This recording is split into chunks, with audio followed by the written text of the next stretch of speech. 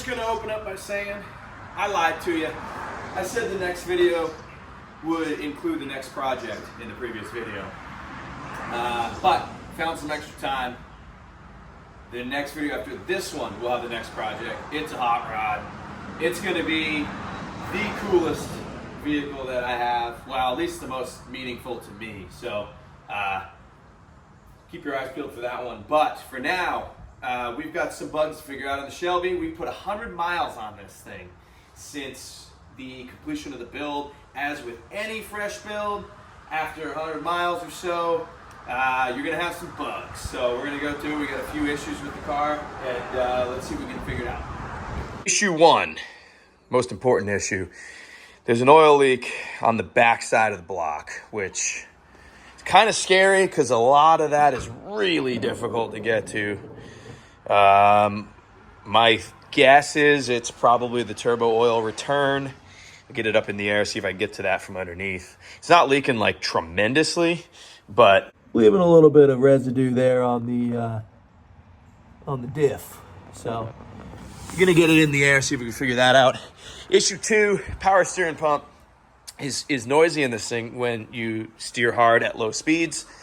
I thought it was a fluid issue because I checked the fluid, it was low, put some fluid in it, turned back and forth, bled it, but it seemed to have fixed it, but it seems to be doing it again. So I don't know if it's losing fluid somewhere. I have to figure that out.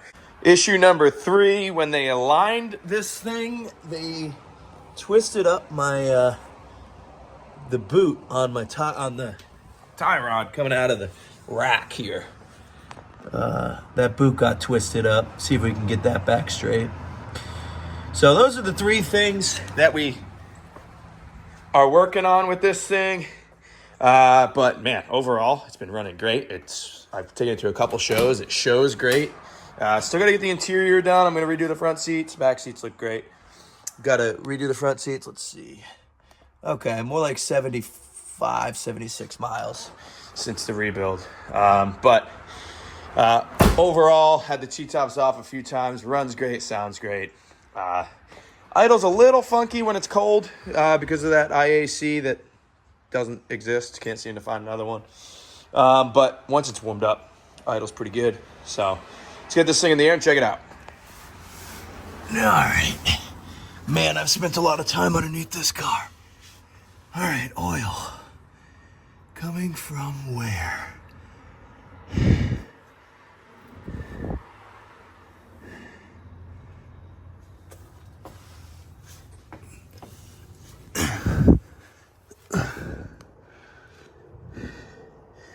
Turbocharger looks dry.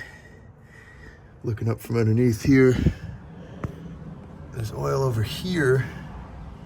Is it power steering fluid? I don't think so. It's all over this bracket though. The power steering bracket. Yeah, you can't see nothing in here. Where are we losing oil from?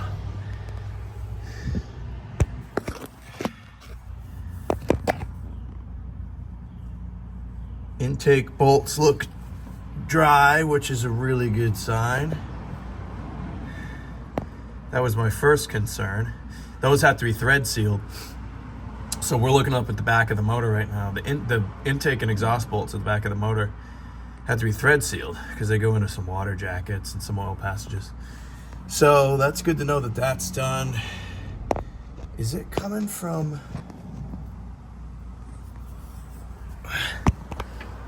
Okay, so here's our turbo oil return. Got a stuffy nose, guys. Sorry for the... So, doesn't look like we're leaking from there. That goes back into the block and up into the turbo. It almost looks like we're leaking from where the oil return hooks to the turbo. Is that loose? This turbo has all been rebuilt. But that does seem to be where it's coming from. All right, I've localized it, I believe. We're here under the car.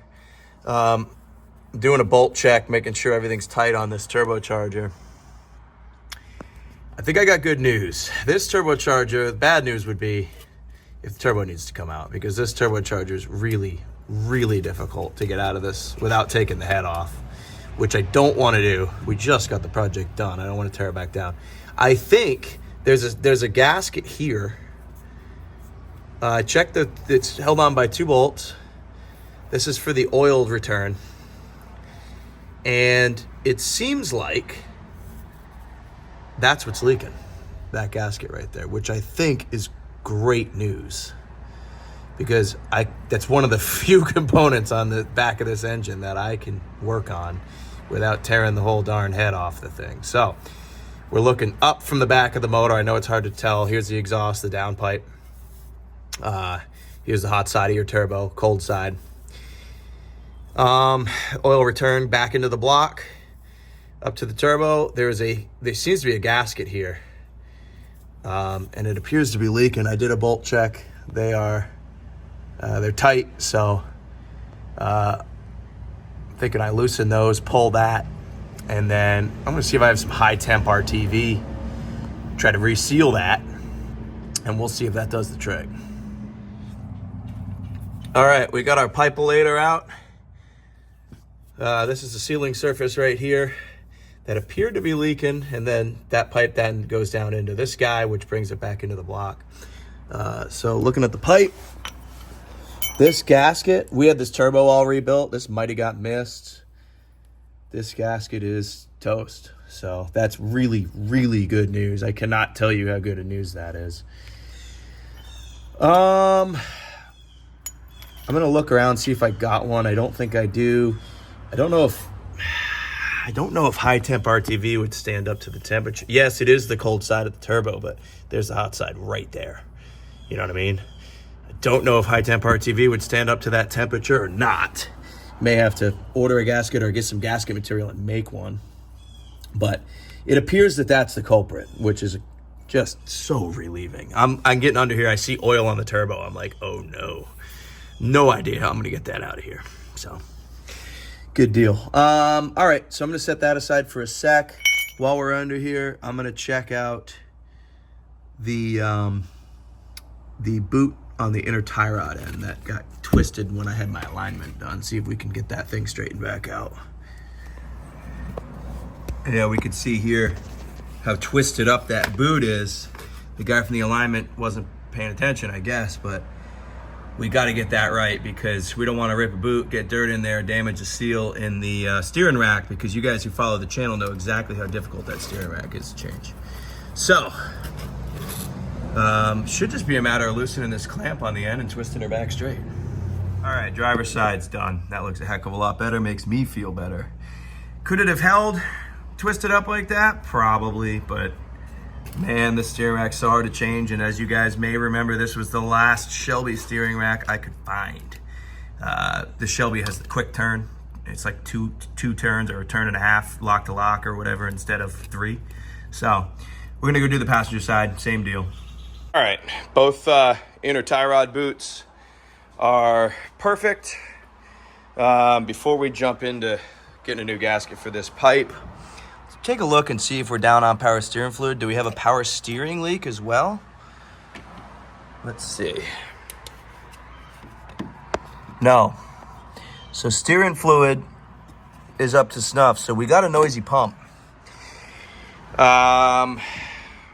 What do you do besides run it until she quits? It only makes noise on like full lock.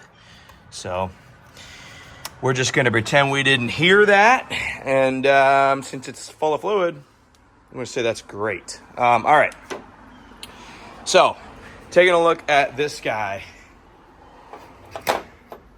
That pump, the reason I'm kind of skipping that pump, anything on the back side of this engine, difficult to change. You guys are going, man, he's lazy. Just put a new pump in it. Listen, we're going to get our life out of it because you got your power steering lines, you get the pump, you get this bracket. With that, I mean, just trust me. The reason we did a new pump, the old pump's still good. I actually have the old one. The reason we did a new pump is because this engine was out of here, and when the engine comes out of these, you do everything. Starter, pump, all all the heat blankets and everything in the back, turbo, everything. Because trust me, you don't want to work on the back side of these engines. All right, so great news here. Again, this gasket, I didn't tear this. This is just the way it came out. This gasket's just junk. So that's got to be where our oil leak is. There was no oil north of this thing. There's a lot of oil south of this thing. So, and you could see all the oil around the edges of it. So this had to be our issue now that I'm seeing the condition of this gasket. I'm going to go probably purchase a sheet of gasket material and just make a gasket for this thing. I don't know that I trust high temp RTV to hold up to those kind of temperatures. That turbo is probably somewhere around 1,000 degrees, 1,100 degrees under, once you're really chooching on the thing. So I'm probably going to try to find some gasket material and just make a gasket for this. So I don't know which one I hate more. So this thing had a paper gasket on it, which turbos get hot. So I got this sheet of gasket material, but it's made of rubber fiber.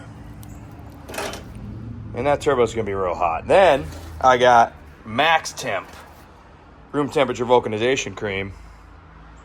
And it says headers, manifolds, exhaust, turbochargers. But then it says 750 degrees. Well, Turbski and headers get a lot hotter than 750 degrees. Now, granted, this is on the cold side, and this turbo is kind of weird in that it's actually liquid cooled. It's got antifreeze running through it.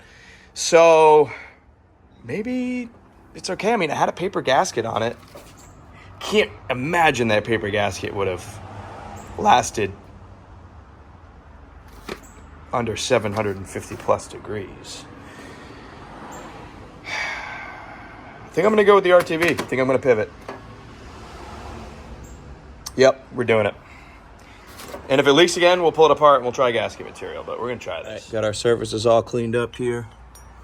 Cleaned up the mating surface on the other side as well with some carb cleaner. And man, someday I'll have a lift and I won't be crawling under these things all the time.